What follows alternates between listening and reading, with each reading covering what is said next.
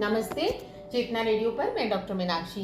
आज हम एक ऐसी बीमारी के बारे में चर्चा करेंगे जो आज के आधुनिक युग में महिलाओं में सामान्यतः काफ़ी देखने को पाई जाती है और विशेष रूप से किशोरावस्था में बच्चियां इस बीमारी से बहुत ज़्यादा परेशान रहती हैं।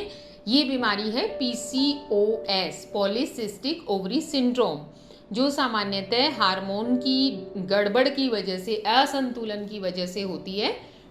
उसकी वजह से पूरे सिस्टम में हार्मोन का इम्बैलेंस हो जाता है।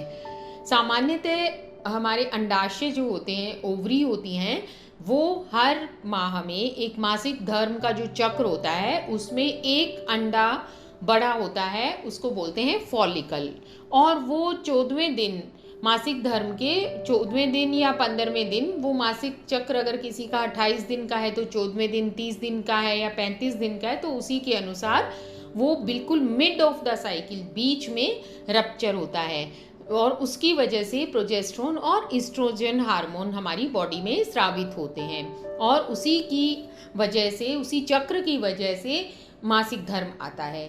लेकिन जब ये फॉलिकल बड़ा नहीं हो पाता और छोटे छोटे फॉलिकल्स ओवरी में बनते हैं, यूँ कह लीजिए अंडे बहुत छोटे छोटे होते हैं, कोई भी एक अंडा बड़ा होकर नहीं फूटता, तो उसकी वजह से हार्मोन्स की कमी आ जाती है और उस हार्मोन की वजह से मस्तिष्क में पिट्यूटरी ग्रंथि द्वारा एक हार्मोन होता है ल्यूटिनाइजिंग हार्मोन और एक होता है फॉलिकल स्टिमुलेटिंग हार्मोन, उनका असंतुलन हो जाता है और उसकी वजह से PCOS, पॉलीसिस्टिक ओवरी सिंड्रोम कहा जाता है।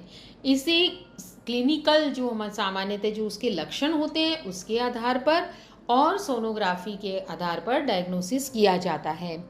क्लिनिकल लक्षण में क्या होगा? सबसे पहला, मासिक धर्म अनियमित हो जाता है और उसके बाद जो चेहरा होता है हमारा, उसके ऊपर छोटे छोटे बाल दिखाई देने लगते हैं, वजन बढ़ जाता है, हॉर्सनेस ऑफ वॉइस हो जाती है, आवाज़ भारी हो जाती है, क्योंकि PCOS में एंड्रोजन हार्मोन, जो मेल हार्मोन होते हैं, उनकी भी अधिकता पाई जाती है। और PCOS की वजह से जो हार्मोन होता है इंसुलिन, जो हमारे ब्लड शुगर को, ग्लूकोज को ब्लड में नियमित करता है, उसका भी रेजिस्टेंस हो जाता है, यानी कि वो भी निष्क्रिय हो जाती है हमारी बॉडी इंसुलिन को रिस्पॉन्ड करने में, तो ब्लड ग्लूकोज भी बढ़ जाता है। वजन बढ़ गया, ब्लड में ग्लूकोज बढ़ गई और उसके बाद मेल टाइप का जो टेक्सचर होता है बॉडी का वो हो जाता है, चेहरे पर अनचाहे बाल आ जाते हैं और मासिक धर्म अनियमित होता है। और इन सारी चीज़ों को लेकर के तेलीय त्वचा हो जाती है, मुहासे होने लगते हैं और इन सारी चीज़ों को लेकर के डिप्रेशन या अवसाद जैसी स्थिति आ जाती है और ये ज़्यादातर किशोरावस्था में होता है। उसके बाद 30-35 साल की उम्र में भी पाया जाता है PCOS। और PCOS का कारण आनुवंशिक है, उसका अभी तक इतना रिसर्च में करने के बावजूद भी उसका कारण अभी तक ज्ञात नहीं है। आनुवंशिक जैसे परिवार में चलता है, कोई रिश्तेदार, माँ, बुआ, बहन जो भी प्रभावित होती हैं, तो उससे आगे PCOS होने का खतरा रहता है। और इसकी वजह से जो सीरियस सिम्टम होते हैं वो मोटापे की वजह से और ब्लड शुगर नियंत्रित न रहने की वजह से जो डायबिटीज़ की कॉम्प्लिकेशंस होती हैं वो होती हैं।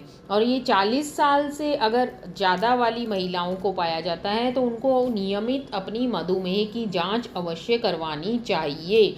और अगर रज्जोनिवृत्ति के बाद यानी मासिक धर्म चले जाने के बाद, मीनोपॉज के बाद होता है, तो कोलेस्ट्रॉल और BP की भी जांच करवानी चाहिए नियम से, साल में 2 बार 3 बार, और अगर लक्षण मिलते हैं तो हर महीने भी करवाया जाए, ताकि बीमारी के शुरुआती लक्षणों का पता चल जाए और उनकी दवा चालू हो जाए। और यदि PCOS होने का पता चलता है तो आपको एक बार इस तरह के लक्षण दिखते हैं तो अल्ट्रासाउंड करवा के इसका डायग्नोसिस भी करवाना चाहिए। और बच्चियों को जो सबसे ज़्यादा मैं सलाह दूंगी वो उनको ये है कि उनको fast food, junk food, pizza, pasta, Maggi, burger, इन सब से परहेज करना चाहिए। हरे ताज़े फल, शाक, सब्जियां जो मिनरल्स, एंटीऑक्सीडेंट जिनमें भरपूर मात्रा में होते हैं वो खाने चाहिए। व्यायाम को अपनी ज़िंदगी का एक नियमित हिस्सा बनाना चाहिए। पानी खूब पीना चाहिए और स्ट्रेस, तनाव जो आजकल पढ़ाई की वजह से या अन्य बातों को लेकर रहता है उससे बिल्कुल दूर रहना चाहिए।